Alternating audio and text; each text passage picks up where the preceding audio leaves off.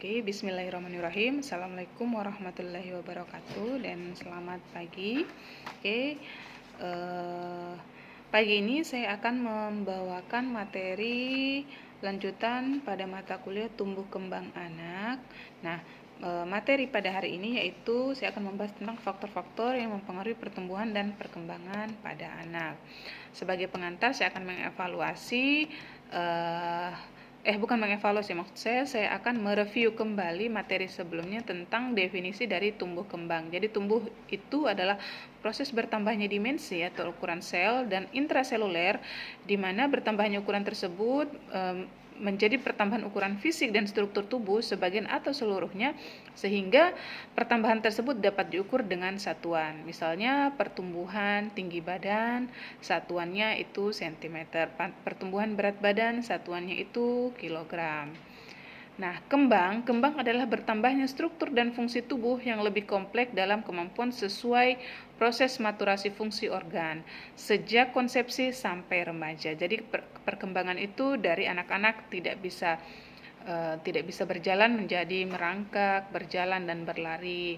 Anak-anak tidak tahu berbicara dari mengucapkan kata mama, ibu, makan, dan sampai bisa berbicara itu adalah proses perkembangan. Nah, kita akan masuk pada inti dari materi ini, yaitu faktor-faktor yang mempengaruhi kualitas tumbuh kembang anak. Jadi, tumbuh kembang itu dimulai dari perkembangan pertumbuhan bayi di dalam intrauterin atau di dalam kandungan. Selama 9 bulan, bayi ini atau hasil konsepsi ini akan bertumbuh dan berkembang. Setelah dia sudah matang, sudah siap untuk dilahirkan, dia akan lahir ke dunia, dan proses kelahiran saat dia sudah lahir, dia dikatakan sebagai bayi baru lahir. Nah, dari bayi baru lahir dia akan menjadi anak dan remaja. Itu proses itu dikatakan dia akan melalui proses pertumbuhan dan perkembangan, di mana dalam proses pertumbuhan dan perkembangannya ini dipengaruhi oleh lingkungan dan genetik. Nah, dalam proses tumbuh kembangnya ini sangat diperlukan pengelolaan yang komprehensif, di mana pengelolaan itu yaitu pengelolaan kebutuhan dasar anak. Itu ada 3 poin di situ, yaitu asuh, asih, dan asah. Pada umumnya, anak memiliki pola pertumbuhan dan perkembangan yang ditentukan oleh interaksi banyak faktor yang mempengaruhinya. Adapun faktor-faktor tersebut yaitu yang pertama faktor internal yang dari dalam yang berpengaruh pada tumbuh kembang anak. Nah, faktor-faktor internal ini yang pertama itu ras atau etnik atau bangsa.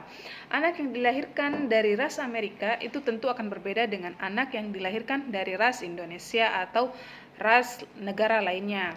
Kemudian dari segi keluarga, ada kecenderungan keluarga yang memiliki postur tubuh tinggi, pendek, gemuk, atau kurus, sehingga jangan diherankan jika kondisi anak itu berbeda-beda. Mereka pasti mengikuti orang keluarganya. Kalau misalnya kenapa anak si A dan anak si B itu berbeda tinggi badannya, karena anak si A keluarganya tinggi-tinggi, anak si B keluarganya pendek-pendek, seperti itu. Kemudian umur, kecepatan pertumbuhan yang pesat adalah masa prenatal, tahun pertama kehidupan, dan masa remaja. Kemudian jenis kelamin, fungsi reproduksi pada anak perempuan berkembang lebih cepat daripada laki-laki. Tetapi setelah masuk masa pubertas, pertumbuhan anak laki-laki akan lebih cepat dibanding anak perempuan. Jadi dalam pembentukan pematangan fungsi reproduksi, anak perempuan itu dia lebih cepat berkembang pada usia anak-anak, sedangkan saat dia sudah masuk pada masa-masa pubertas itu perempuan lebih lambat, laki-laki yang lebih cepat pertumbuhannya. Jadi tidak heran kalau misalnya lihat anak-anak pada masa sekolah SD itu anak laki-laki itu lebih banyak yang pendek-pendek ketimbang anak perempuan. Tapi saat sudah memasuki usia pendidikan SMP dan SMA, itu anak laki-laki pertumbuhan tinggi badan itu lebih cepat dibanding anak perempuan. Kemudian dari segi genetik adalah bawaan anak, yaitu potensi anak yang akan menjadi ciri khasnya. Ada beberapa kelainan genetik yang berpengaruh pada tumbuh kembang anak seperti kerdil. Jadi kejadian kerdil itu adalah gangguan pertumbuhan yang disebabkan oleh faktor genetik. Kemudian ada juga faktor lain, yaitu kelainan kromosom.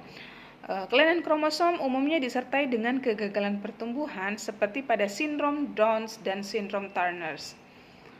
Kemudian faktor luar atau eksternal.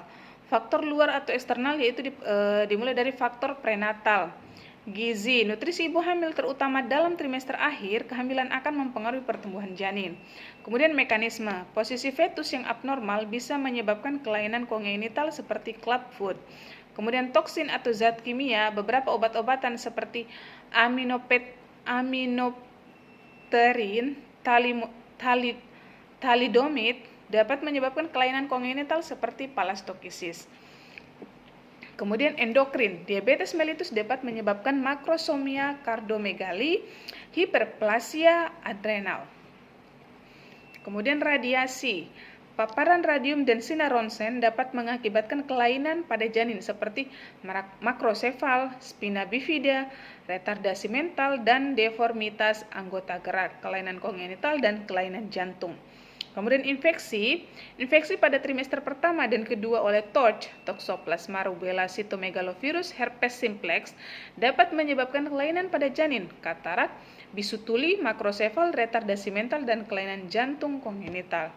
Kemudian kelainan imunologi, eritroblastosis fetalis timbul atas dasar perbedaan golongan darah antara janin dan ibu sehingga ibu membentuk antibodi terhadap sel darah merah janin. Kemudian melalui plasenta masuk dalam peredaran darah janin dan akan menyebabkan hemolisis dalam yang selanjutnya mengakibatkan hiperbilirubinemia dan kernicterus yang akan menyebabkan kerusakan jaringan pada otak. Kemudian anoksia embrio yang disebabkan oleh gangguan fungsi plasenta menyebabkan pertumbuhan yang terganggu. Kemudian ada psikologi ibu, kehamilan yang tidak diinginkan, perlakuan yang salah atau terjadinya kekerasan mental pada ibu hamil dan lain-lain. Itu bisa mengganggu psikologis ibu. Itu faktor eksternal. Kemudian kita akan masuk di faktor persalinan. Komplikasi persalinan pada bayi seperti trauma kepala, asfiksia dapat menyebabkan kerusakan jaringan pada otak. Kemudian faktor pasca persalinan. Gizi, untuk tumbuh kembang bayi diperlukan zat makanan yang adekuat. Tuberkulosis, anemia, kelainan jantung bawaan mengakibatkan retardasi pertumbuhan jasmani. Lingkungan sering disebut milieu adalah tempat anak tersebut hidup yang berfungsi sebagai penyedia kebutuhan dasar anak atau provider. Sanitasi lingkungan yang kurang baik, kurangnya sinar matahari, paparan sinar radioaktif, zat kimia tertentu mempunyai dampak yang negatif terhadap pertumbuhan anak. Hubungan anak dengan orang sekitarnya, seorang anak yang tidak dikehendaki oleh orang tuanya atau anak yang selalu merasa tertekan akan mengalami hambatan di dalam pertumbuhan dan perkembangannya. Kemudian gangguan hormon misalnya pada penyakit hipotiroid dapat menyebabkan anak mengalami hambatan pertumbuhan. Kemiskinan selalu berkaitan dengan kekurangan makanan, kesehatan lingkungan yang jelek, dan ketidaktahuan akan menghambat pertumbuhan si anak. Kemudian pada lingkungan pengasuhan, interaksi ibu anak sangat mempengaruhi tumbuh kembang anak. Stimulasi perkembangan memerlukan rangsangan atau stimulasi khususnya dalam keluarga, misalnya penyediaan alat mainan, sosialisasi anak, keterlibatan ibu dan anggota keluarga lain terhadap kegiatan anak. Kemudian ada juga penggunaan obat-obatan. Pemakaian kortikosteroid jangka lama akan menghambat pertumbuhan. Demikian halnya dengan pemakaian obat perangsang terhadap susunan saraf yang menyebabkan terhambatnya produksi hormon pertumbuhan. Jadi penggunaan obat-obat yang bisa merangsang kecerdasan itu tidak terlalu direkomendasikan untuk masa pertumbuhan pada anak karena hormon pertumbuhannya bisa terhambat oleh kinerja dari penggunaan obat-obatan perangsang tadi. Kemudian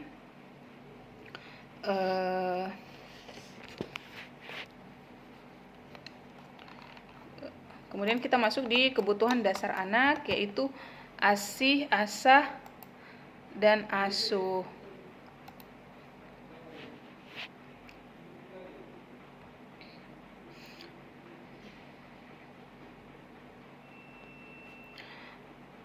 Nah, apa itu ASUH? ASUH adalah kebutuhan biomedis menyangkut asupan gizi anak selama dalam kandungan dan sesudahnya, kebutuhan akan tempat tinggal, pakaian yang layak dan aman, perawatan kesehatan dini berupa imunisasi dan intervensi dini akan timbulnya gerakan penyakit. Fisis biomedis atau ASUH yang meliputi nutrisi, dengan gizi seimbang, perawatan kesehatan dasar, sandang, pangan, dan papan, dan sebagainya. Kemudian ASI, kebutuhan emosional, penting menimbulkan rasa aman, emotional security dengan kontak fisik dan psikis sedini mungkin dengan ibu. Kebutuhan anak akan kasih sayang, diperhatikan, dan dihargai. Pengalaman baru, pujian, tanggung jawab untuk kemandirian sangatlah penting untuk diberikan. Kebutuhan emosi dan kasih sayang atau ASI seperti hubungan yang erat dengan rasa saling percaya antara orang tua dan anak. Nah, di mana kebutuhan ini stimulasinya mental bermain, stimulasinya itu stimulasi mental, stimulasi bermain, dan stimulasi latihan. Kemudian ASAH, kebutuhan akan stimulasi mental dini, cikal bakal proses pembelajaran, pendidikan, dan pelatihan yang diberikan sedini dan sesuai mungkin terutama pada anak usia 4-5 tahun pertama, golden year, sehingga akan terwujud etika kepribadian yang baik, kecerdasan, kemandirian, keterampilan, dan produktivitas yang baik. ASAH yang dapat meningkatkan perkembangan mental psikososial anak seperti kecerdasan, kreativitas, kepribadian, moral, dan etika. Aspek-aspek yang perkembangan yang dipantau itu gerakan kasar atau motorik kasar adalah aspek yang berhubungan dengan kemampuan anak melakukan pergerakan dan sikap tubuh yang melibatkan otot-otot besar seperti duduk, berdiri, dan sebagainya. Kemudian gerakan halus atau motorik halus adalah aspek yang berhubungan dengan kemampuan anak melakukan gerakan yang melibatkan bagian-bagian tubuh tertentu dan dilakukan oleh otot-otot kecil tetapi memerlukan koordinasi yang cermat seperti mengamati perintah dan sebagainya. Kemudian kemampuan bicara dan berbahasa adalah aspek yang berhubungan dengan kemampuan untuk memberikan respon terhadap suara, respon berbicara, berkomunikasi, mengikuti perintah, dan sebagainya. Sosialisasi dan kemandirian adalah aspek yang berhubungan dengan kemampuan mandiri anak. Dia mampu makan sendiri, mampu membereskan mainannya sendiri, dan berpisah dengan ibu atau pengasuh anak, bersosialisasi dan berinteraksi dengan lingkungannya, dan sebagainya. Kemudian periode tumbuh kembang anak. Tumbuh kembang anak terbagi dalam beberapa periode, yaitu masa prenatal atau masa intrauterin atau masa dalam kandungan. Kemudian masa janin atau fetus, yaitu sejak umur kehamilan 9-12 minggu sampai akhir kehamilan. Kemudian periode paling penting dalam masa prenatal adalah pada trimester pertama. Pada periode ini pertumbuhan otak janin sangat peka terhadap pengaruh lingkungan. Kemudian masa postnatal yaitu umur 29 hari sampai 11 bulan. Pada masa ini terjadi pertumbuhan yang pesat dan proses pematangannya berlangsung secara terus-menerus, terutama meningkatnya fungsi sistem saraf. Seorang bayi sangat bergantung pada orang tua dan keluarganya sebagai unit pertama yang dikenalnya. Masa ini adalah masa di mana kontak erat antara ibu dan anak terjalin, sehingga dalam masa ini pengaruh ibu dalam mendidik anak sangat-sangat besar. Kebutuhan asuh sangat penting untuk diperhatikan. Kemudian ada masa anak prasekolah. Pada masa ini pertumbuhan berlangsung dengan stabil, terjadi perkembangan dengan aktivitas jasmani yang bertambah dan meningkatnya keterampilan dan proses dalam berpikir. Pada masa ini juga anak dipersiapkan untuk sekolah.